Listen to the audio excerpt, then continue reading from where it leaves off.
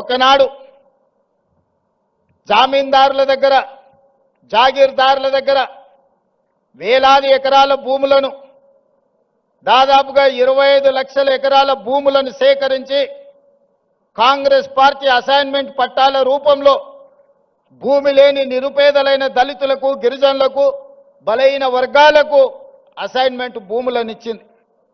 ఇల్లు లేని వాళ్ళకి ఇళ్ళ పట్టాలు ఇచ్చింది. ఇల్లు కట్టుకునేటోళ్లకు ఇందిరమ్మ ఇళ్ళని ఇచ్చింది. చదువుకునేటోళ్లకు ప్రభుత్వ పాఠశాలలు ఏర్పాటు చేసింది.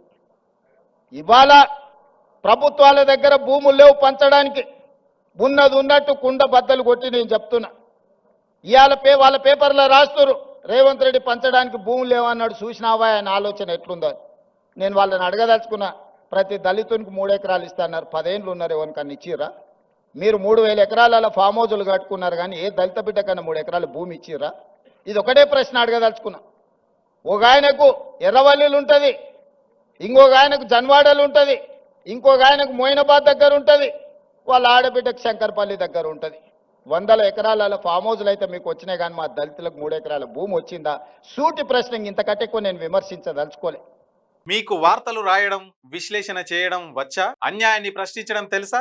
ఇంకెందుకు ఆలస్యం? క్యూ న్యూస్ మిమ్మల్ని ఆహ్వానిస్తుంది. ఉమ్మడి ఆదిలాబాద్, వరంగల్, కరీంనగర్, నిజామాబాద్, ఖమ్మం, మెదక్, రంగారెడ్డి, హైదరాబాద్, మహబూబ్ నగర్ జిల్లాలకు రిపోర్టర్స్ కావాలను సంప్రదించవలసిన ఫోన్ నెంబర్ 8688926084.